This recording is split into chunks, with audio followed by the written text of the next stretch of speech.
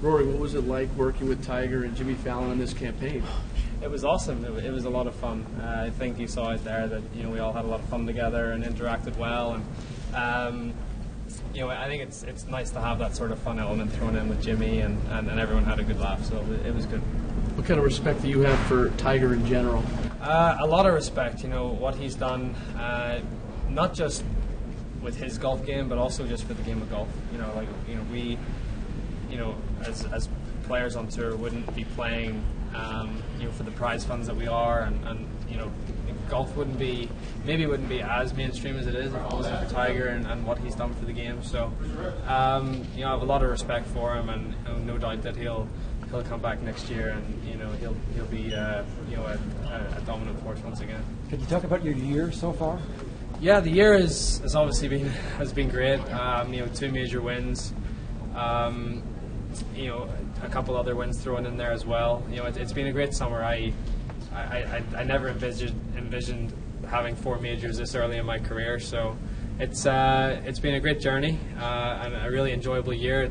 There's still a lot of golf left to play, obviously, but it's been fun, and hopefully I can keep winning as the season goes along. Rory, there is so much pressure on this sport to produce another star, another Tiger. How acutely do you feel that? I don't think the game needs another Tiger. It definitely needs a few guys that are winning and are competing in majors all the time and dominant in some way. And I'd love to be that guy, or if that's what I'm the role that I'm trying to play right now. But yeah, I don't think it needs. There's only going to be one Tiger Woods. That's for sure. But I'm trying to develop into my own sort of role in this game, and I'm happy with that.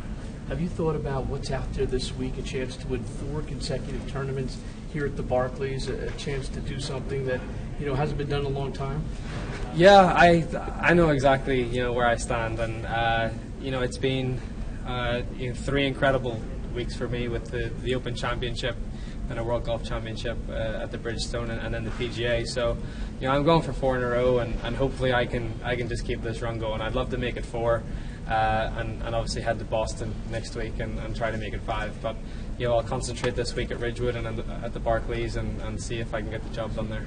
Thoughts yet on the Ryder Cup? Yeah, Ryder Cup. It's going to be interesting. The Americans are.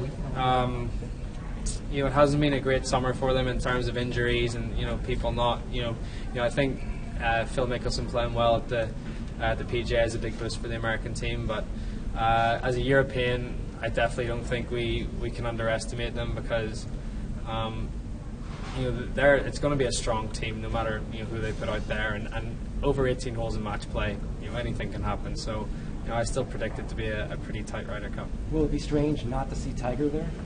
It will be, yeah. Each of the 2 Ryder Cups that I've played, he's been a part of, and there's no doubt that a healthy Tiger Woods would be a great addition to the American team. But they're definitely going to miss him. But it doesn't mean that other players can't step up and take his place. Rory, it may feel a bit premature, but can we look ahead to the spring and the Masters? Winning that tournament would mean so much to you. It would mean so much to Nike. Will you do anything different to improve your chances of winning?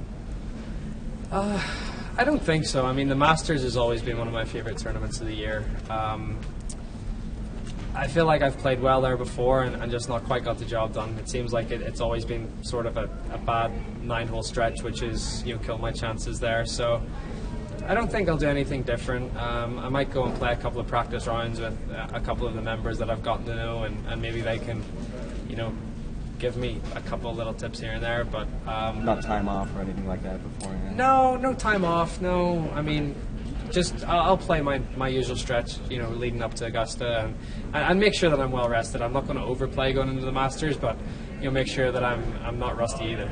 Rory, do you have dreams of that 3-wood, a number 10 from 281 yards out, and how it defines your PGA Championship? I don't have dreams, because it definitely wasn't one of my better shots of the week. It was a lucky shot. It wasn't the shot that I was intending to hit, but obviously it worked out really well. And delighted that it rolled up to where it did, and I was able to make eagle, and that kick-started the back nine for me, because I was really flat and I really needed something to get me going, and that 3 would sort of changed everything. One question. Hey guys, Rory, you started off in the sport really young. It's hard to get young people involved these days. What do you think is the way to do that? I think there's a few, there's a few great, initiatives out there to get young golfers involved in the game. I'm involved with the PGA of America and their junior golf league to, get youngsters into the game and sort of make it more of a team sport. So they interact with kids and they don't feel like they're getting left out. And so that's been that's been really positive. But I think having younger kids having role models like the younger guys like Ricky Fowler, myself, Jordan Spieth, these sort of guys, can only be good for the game as well. Okay.